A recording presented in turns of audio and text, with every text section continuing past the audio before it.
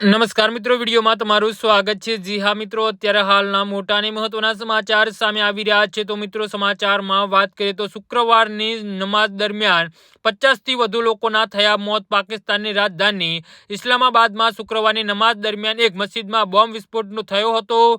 વિસ્ફોટમાં 50થી વધુ લોકોના મોત થયાના અહેવાલ છે। 70થી વધુ લોકો ઘાયલ થયા છે અને તેમને નજીકની 3 હોસ્પિટલમાં દાખલ કરવામાં આવ્યા છે।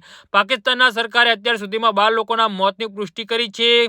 અહેવાલ અનુસાર ઘાયલોને Pakistan Institute of Medical Science અને સીટીએ હોસ્પિટલમાં દાખલ કરવામાં આવ્યા છે।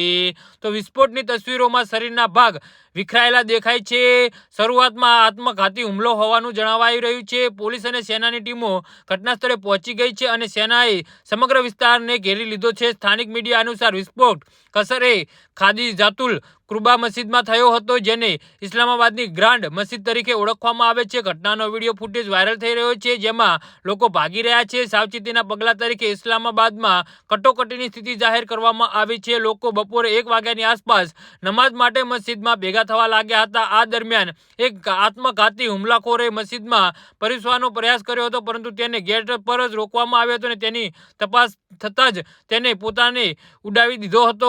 ઇસ્લામાબાદ પોલીસનું કહેવું છે કે આત્મઘાતી હુમલાખોર પાકિસ્તાન સાથે જોડાયેલો હતો અને આનો અર્થ એ છે કે હુમલા પાછળ ટીટીપીનો હાથ હોવાની આશંકા છે। તહેરીર-એ-ઇન્સાફ હજુ સુધી જવાબદારી સ્વીકારી નથી। જી હા મિત્રો, તો આના વિશે તમારું શું કહેવું છે તો નીચે અમારી કમેન્ટ બોક્સમાં જરૂરથી જણાવજો। ધન્યવાદ।